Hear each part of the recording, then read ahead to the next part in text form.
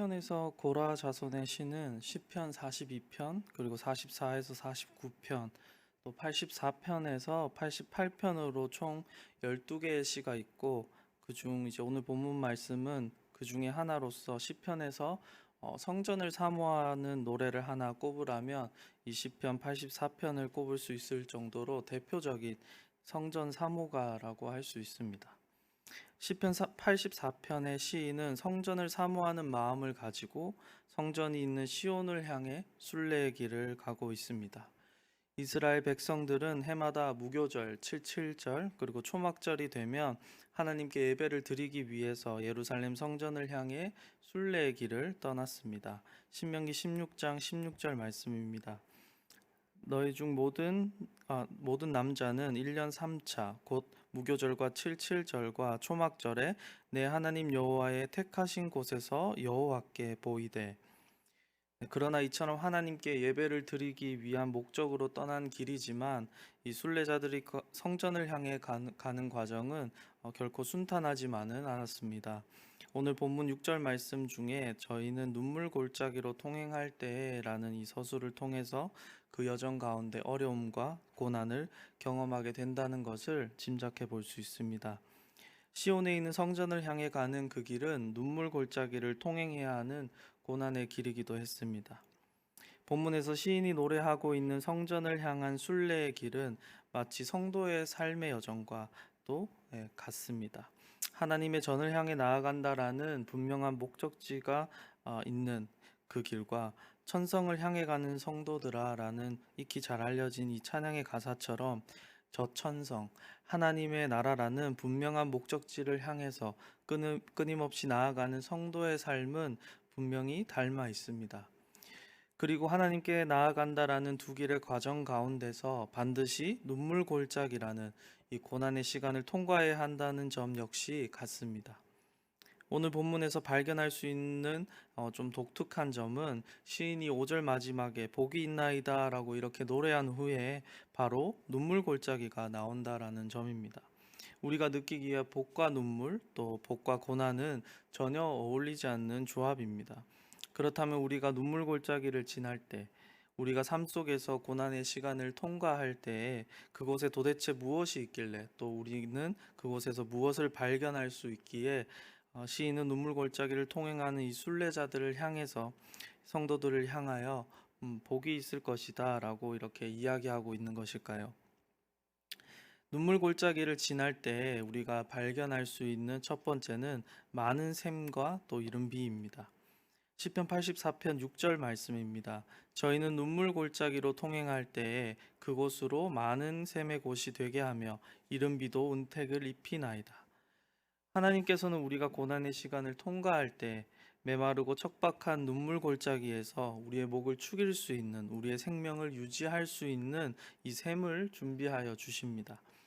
하나님께서는 이스라엘 백성들이 출애굽하여서 시내산으로 가던 중 르비딤이라는 곳에서 타는 듯한 갈증으로 신음하고 있던 이스라엘 백성들을 위해서 모세로 하여금 반석을 치게 함으로 물을 공급하셨습니다. 출애굽기 17장 5절에서 6절 말씀입니다. 여호와께서 모세에게 이르시되 백성 앞을 지나가서 이스라엘 장로들을 데리고 하수를 치던 내 지팡이를 손에 잡고 가라. 내가 거기서 호렙산 반석 위에 너를 대하여 서리니 너는 반석을 치라. 그것에서 물이 나리니 백성이 마시리라. 모세가 이스라엘 장로들의 목전에서 그대로 행하니라. 또한 블레셋과의 싸움으로 목이 말라 죽을 위기에 있었던 그 삼손에게 하나님께서는 샘을 터뜨려서 그 목마름을 바로 해결해 주셨습니다. 사사기 15장 18절과 19절 말씀입니다. 삼손이 심히 목마름으로 여호와께 부르짖어 가로되 주께서 종의 손으로 이 큰 구원을 베푸셨사오나 내가 이제 목말라 죽어서 할례 받지 못한 자의 손에 빠지겠나이다. 하나님이 레이의 한 우묵한 곳을 터치시니 물이 거기서 솟아나오는지라. 삼손이 그것을 마시고 정신이 회복되어 소생하니 그러므로 그 샘 이름은 에낙고레라. 이 샘이 레이에 오늘까지 있더라. 이 샘과 함께 이 본문에서 나오는 이른비는 10월과 또 11월에 내리는 비로 밭의 파종과 경작을 가능하게 하는 비인데, 이 때문에 이른비라는 것은 흔히 하나님께서 베푸시는 은총의 상징으로 성경에서 주로 사용되고 있습니다. 신명기 11장 14절 말씀을 보면 알 수 있습니다. 여호와께서 너희 땅에 이른 비 늦은 비를 적당한 때에 내리시리니 너희가 곡식과 포도주와 기름을 얻을 것이요. 하나님께서는 눈물 골짜기에서 이 많은 샘들뿐만 아니라 샘마저 다 말라버릴 것 같은 그런 절망적인 상황이 온다 할지라도 이른 비를 부어서 그 샘이 결코 마르지 않게 하신다는 사실입니다. 이처럼 우리는 눈물 골짜기를 통과하면서 하나님께서 준비하신 많은 샘과 또 때에 따라서 공급하시는 이른 비를 발견하고 경험할 수 있습니다. 눈물 골짜기를 지나면서 우리가 발견할 수 있는 두 번째는 새 힘입니다. 시편 84편 7절 상반절 말씀입니다. 저희는 힘을 얻고 더 얻어. 우리가 눈물 골짜기를 지날 때 우리는 하나님께서 공급해 주시는 그 힘을 경험할 수가 있습니다. 그런데 이 힘은 일회적인 것이 아니라 오늘 본문의 표현처럼 힘을 얻고 더 얻어라는 이 말처럼 지속적으로 공급되는 힘입니다. 우리가 눈물이 나고 또 힘에 부치는 이 고난의 시간 속에서 하나님께서는 우리가 기력을 잃지 않고 끝까지 그 길을 감당할 수 있도록 늘 새 힘을 공급하여 주십니다. 다윗 왕은 시편 65편 35절 하반절에서 이스라엘의 하나님은 그 백성에게 힘과 능을 주시나니 하나님을 찬송할지어다라고 이 고난 중에 감당할 수 있는 힘과 능력을 주시는 하나님을 찬양합니다. 또 이사야 40장 29절에서도 새 힘을 공급하여 주시는 하나님이 고백되고 있습니다. 피곤한 자에게는 능력을 주시며 무능한 자에게는 힘을 더하시나니. 이처럼 어려운 상황 속에서 그 상황을 견뎌내는 것에 힘이 붙일 때 어디에서 힘을 우리는 얻으려고 하고 있습니까? 우리는 내가 이 순례의 길을 마칠 수 있으리라고, 내 힘으로 끝낼 수 있으리라고 이렇게 쉽게 착각하곤 합니다. 그래서 내가 생각하기에 나에게 힘을 줄 만한 무엇인가를 찾기 위해서 또 이 사람 저 사람에 의지하기도 하고 또 이곳저곳으로 다니기도 합니다. 그러나 우리에게 주어진 이 길을 끝까지 가게 하는 근본적인 힘은 나 자신에게 나오지 않습니다.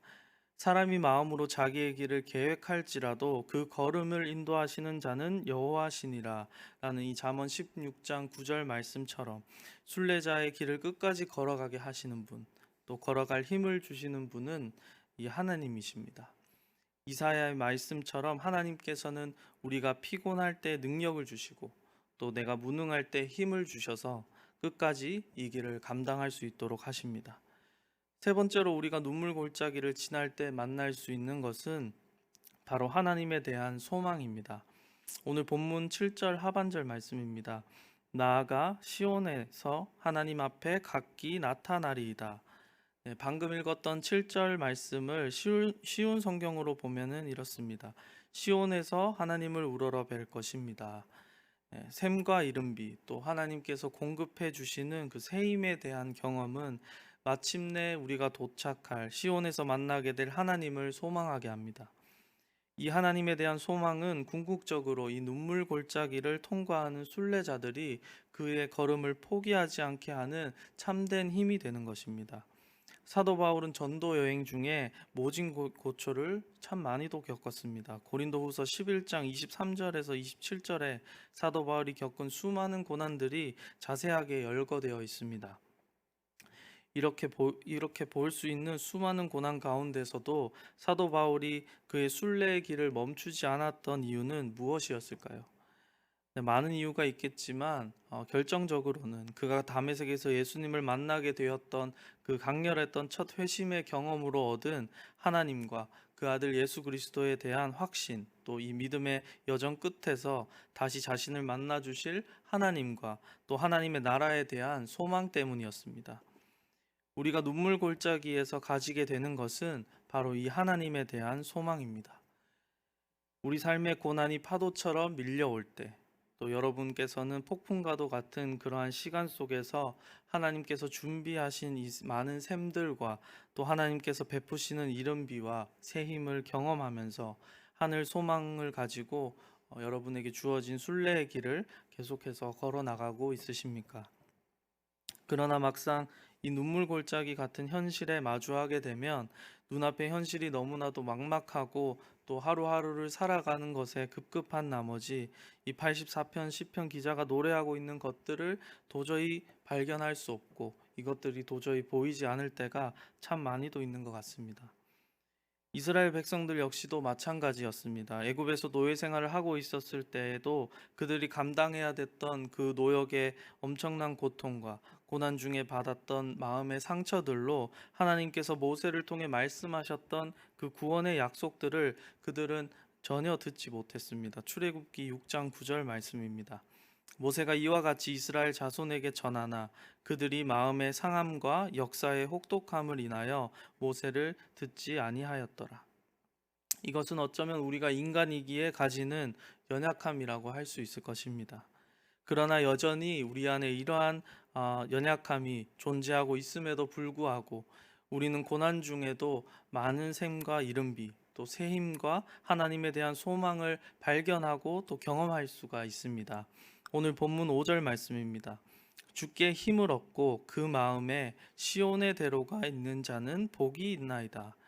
우리 마음에 시온의 대로를 품고 있으면 가능한 일입니다. 시온의 대로는 무엇일까요? 시온은 하나님의 성전이 있는 시온산을 말합니다. 그래서 이 산은 거룩한 산, 또 여호와의 산으로 불리는데 히브리서 12장 22절에서는 그러나 너희가 이른 곳은 시온산과 살아계신 하나님의 도성인 하늘의 예루살렘과 천만 천사와 라고 이렇게 이야기하면서 시온산이 천국을 상징하는 산임을 이야기해주고 있습니다. 따라서 그 마음에 시온의 대로가 있는 자는 하나님의 성전으로 나아갈 마음이 있는 사람, 다시 말해 하나님을 간절히 사모하고 그를 예배하기를 원하는 마음이 있는 사람을 의미합니다. 고난 속에서 우리는 하나님을 예배하고자 하는 그 마음을 또 그 의지를 쉽게 잃어버리곤 합니다.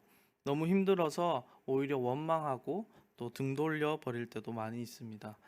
그러나 그러한 고난 중에서도 또 우리의 눈앞에 있는 현실이 변한 것이 하나도 없다 할지라도 그 고난의 여정을 견디게 해주시는 그 능력이 있으신 하나님을 향한 사랑과 믿음, 또 그를 향한 예배를 포기하지 않는 자들에게 하나님께서는 오늘 5절의 말씀처럼 복을 주실 것입니다. 그리고 이러한 사람은 고난 중에 하나님께 기도하고 또 하나님을 의지합니다. 고통 속에서도 하나님께 간구하기를 포기하지 않고 하나님께서 나의 이 기도를, 나의 이 신음을 들어주시기를 간절히 바랍니다. 본문 8절 말씀입니다. 만군의 하나님 여호와여 내 기도를 들으소서. 야곱의 하나님이여 귀를 기울이소서. 하나님께서는 이러한 자들을 주목하고 계시고 또 그들의 간구를 하나도 놓치지 않으십니다. 시편 34편 15절 말씀입니다. 여호와의 눈은 의인을 향하시고 그 귀는 저희 부르짖음에 귀 기울이시는도다. 오늘 본문 시편 84편의 시인이 눈물 골짜기를 지나는 이 순례자를 향해서 복되다라고 이렇게 고백하는 이유는 그가 마음에 시온의 대로를 품고 기도와 간구로 하나님의 성전을 향해서 이 고난을 뚫고 나아가고 있기 때문입니다. 시온의 대로를 마음에 품은 그 순례자가 비록 눈물 골짜기에서 고난의 과정을 거치겠지만 그 눈물 골짜기의 과정을 통해서 하나님께서 공급하여 주시는 많은 샘들과 이른비의 은혜와 또 끊임없이 새 힘을 부어주시는 그 하나님의 역사를 경험하게 될 것이고 또 그 경험을 통하여 하나님을 소망하고 마침내 시온산에 올라서 하나님을 만나며 하나님께서 주시는 충만한 기쁨 가운데서 그를 예배할 것이기 때문에 그가 복되다라고 이렇게 고백하고 있는 것입니다. 저와 여러분 모두가 우리 삶의 눈물 골짜기를 지날 때에 이 시편 속 순례자처럼 시온의 대로를 마음에 품고 하나님께 기도하는 마음으로 그 고난을 통과할 수 있기를 소망합니다.